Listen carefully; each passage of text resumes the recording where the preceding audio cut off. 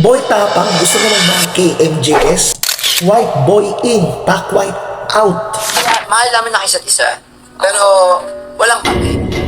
Kumbaga ayaw lang namin, mahal namin na isa't isa, pero walang kape. Kumbaga ayaw lang namin, pero walang kape.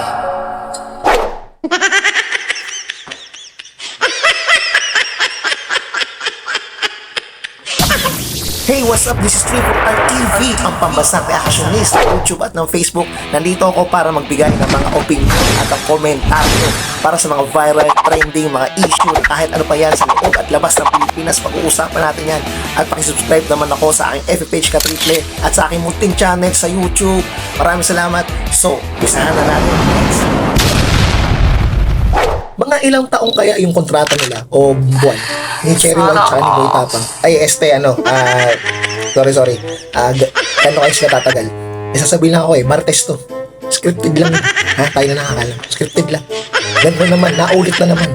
Diba? Kung sa di nakakaalam, si Boy Tapang, may girl Tapang noon. Naka-MJS pa nga yun Diba?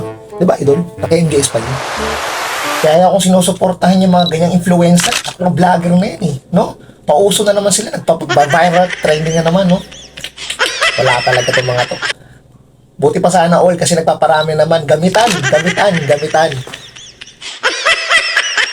Scripted na mangyayari dyan. Parang nauna lang ba? Hindi kami mga bata ba? Mindset ba? Yung ginamit lang ni Girl Tapang noon kay Boy Tapang para lumago yung YouTube channel ni Girl, di ba? O naggamitan lang sa bandang huli. O, alam na namin kasunod ang kabanata mangyayari dyan Gamitan.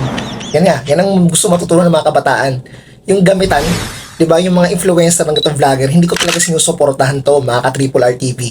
Bakit? Kasi, sa mga mata ng kabataan, uso yung gamitan. Nagpa-fame naman tong si Cherry White, di ba? Obvious naman. Tapos, nagkaroon pa sila ng, eto mga 2 days ago, si Pacboy tsaka si Cherry White. Kasama pa nga yung dalawa, si Norvin malakas at tsaka si Lovely malakas, di ba? Si Team Bugok, kasama nila nagbigay ng statement na yung mga na-hospital daw, tapos hindi pa masabi ni Pacboy kung ano yung dahilan, di ba? Na wala pa lang sila. Hindi naman pala sila di ba? Alam naman natin ako pa ba niloloko? Parang ginagawa nilang bata yung dito sa social media. Lahat ng mga nanonood dito. Kaya dyan ako anas. Dyan ako asar na asar, di ba? Dyan ako asar na asar. Sa hindi lang alam, nakakabuhay mga ganitong bagay, men. Mga ka-triple, no? Mga ka-triple sa aking FB page. Nakakainis lang, di ba? Sobrang kayo naniniwala sa mga ganitong mga influencer. Nagkagamitan lang sila. Obvious naman yan So, ano ba bang dapat nating expect, di ba? Expect mo na. Yun na yun. Nagkagamitan lang sila. Para pang lugi si Pacboy dito. May naantay siya na gawin ko para mapulpil siya na sige, okay na to. Teka lang, maano? Sa inyo yan, nasabi ko na. Maano? Pulpil. Ano yung pulpil? Makunan. Pulpil. Mag-upload. Kunyari. Maano ba kasi? Ano ba? Ano ba yung maano na yun? Asian Pacboy. Ay nako, yan talagang paraan nila. Wala tayong magagawa kasi ibang mga influencer, yan ang paraan. Grabe to si Cherry White, tapos sasabihin niya hindi daw siya nababash. Talagang mababash ka po dito sa social media dahil sa ginagawa mo Kasi ang ginawa mo lang para mapalago yung channel mo sa YouTube and Facebook, di ba? So after mong ginamit si Asian Pacboy, eto ka naman kay Boy Tapang. So masasaktan na naman si Boy Tapang niya. Masasawi na naman yung puso nito pag na-inlove na naman sa scripted na gawain nyo, di ba? Yan ba talagang gustong imulat sa kabataan? Influencer pa man din kayo, mga sikat, mga kilala. Ako nga, hindi ako fame di ba? Hindi naman ako sikat, pero dapat kayo mga viewers, mamili kayo ng mga sikat.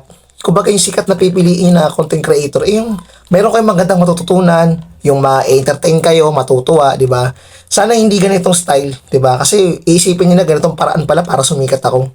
Yun lang, yung para sa akin, no? Bilang isang content creator na baguhan lang. Dapat kayo nagpapakita ng magandang halimbawa sa kapwa natin, sa mga, di ba, sa mga viewers natin. Kasi social media to, men. Di ba, mga ka-Triple R TV. Di ba, maraming nanonood dito sa mundo ng YouTube, Facebook, Instagram, TikTok, ano ba, any social media platform. Ano ba yan? Di ba? Basta pinapanood yan. Yun lang para sa akin, no? So, hindi ko na papahabain to. So, hanggang ganito na lang.